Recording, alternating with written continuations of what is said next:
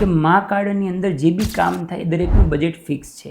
અમારા પેટની સર્જરીમાં ઘણીવાર સ્ટેપલર દ્વારા સર્જરી હોય, ગન કોઈ પણ ઓપ્શન નથી એ આનો લાભ લઈ શકે. આર્થિક રીતે ખૂબ જ સક્ષમ સદ્ધર હોય, સપોઝ રોબોટિક દ્વારા ગોઠણની સર્જરી હોય તો એ મા કાર્ડમાં શક્ય ન બને અને લોકોને ખબર જ નથી હોતી કે એવું છે કે બધી વસ્તુ સરખી છે, એવું નથી.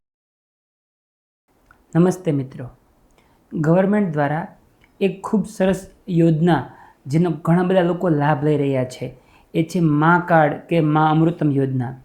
આ કાર્ડની અંદર ઘણા બધા લોકોની અંદર હાર્ટમાં સ્ટેન્ટ મૂકતા હશે, કોઈ ગોઠણ બદલવાની હોય, કિમોથેરાપી હોય, કામ થતા હોય છે. આ બાબતમાં થોડીક એક ટકોરની જરૂર છે, થોડીક વાત મારે કહેવી છે. ઘણા બધા લોકો પોતે આર્થિક રીતે ખૂબ જ સક્ષમ સદ્ધર હોય છતાં પણ આ યોજનાની અંદર એ લોકો ખોટી રીતે આવકના સર્ટિફિકેટ ઊભા કરી અને એની સારવાર લેતા હોય છે. એ લોકોએ સમજી રાખવા જેવી બે વાત મારે ખાલી કહેવી છે. આવું નહીં કરવું જોઈએ. એનું કારણ એક છે, પહેલી વાત કે આ જે યોજના છે એ જેન્યુઅલ ગરીબ જે છે એના માટે છે.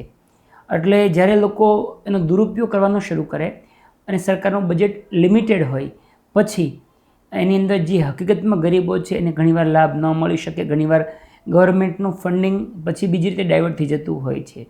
એટલે એક આ વસ્તુ, અને કરતાં વધારે મહત્ત્વની વસ્તુ, આ યોજના ખૂબ જ સારી છે.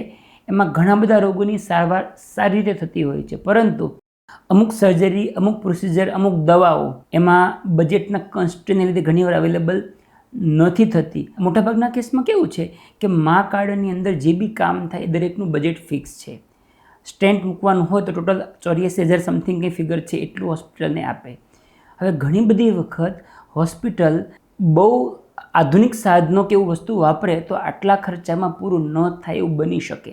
ઇમ્પ્લાન્ટ ગોઠણમાં નાખવાના હોય એની અંદર પણ ઘણા એકદમ અત્યાધુનિક જે નવી ટેકનોલોજી આવી હોય એ બધી વસ્તુ, સપોઝ રોબોટિક દ્વારા ગોઠણની સર્જરી હોય તો એ મા કાર્ડમાં શક્ય ન બને, કારણ કે ગવર્મેન્ટનું બજેટ ફિક્સ છે અને ગરીબો માટે છે જેને કોઈ પણ ઓપ્શન નથી એ આનો લાભ લઈ શકે. પરંતુ જો તમને આર્થિક પ્રોબ્લેમ ન હોય તો ઘણી બધી વાર મેં જોયું છે પેશન્ટને પૈસાનો કોઈ જ ઇસ્યુ નથી છતાં પણ મા કાર્ડમાં કરવા જતાં જે આનાથી બેટર ટેકનોલોજી કે એનાથી સારી ક્વોલિટીના ઇમ્પ્લાન્ટ કે ઓપ્શન મળી શકતો હતો એ ઓપ્શન નથી મળતો અને લોકોને ખબર જ નથી હોતી કે એવું છે કે બધી વસ્તુ સરખી છે, એવું નથી.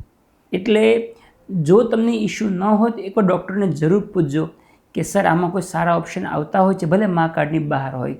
ઘણા ખરા કેસમાં આવતા હોય છે. એનો મતલબ એવો નહીં કે મા કાર્ડમાં કરો એટલે કામ ખરાબ થાય, કામ ખૂબ જ સારું થાય, પરંતુ અમુક આધુનિક ઓપ્શન એમાં શક્ય ન બને, કારણ કે દરેક સર્જરી કે દરેક પ્રોસિજર કે દરેક સારવાર માટે એનું બજેટ ફિક્સ હોય. એટલાની અંદર બધી વસ્તુ શક્ય ન બને. અમારા પેટની સર્જરીમાં ઘણીવાર સ્ટેપલર દ્વારા સર્જરી હોય, ગન, એ શક્ય નથી બનતા, કારણ કે ઘણા ખરા ડિસીઝની અંદર પેકેજ એટલું નાનું હોય એમાં અમે સ્ટેપલર કોઈ બી ડૉક્ટર વાપરે તો એમાં જ આખું પેકેજ પૂરું થઈ જાય, તો એમાં દવાનો બાકીનો ખર્ચો હોસ્પિટલને ન પરવડે.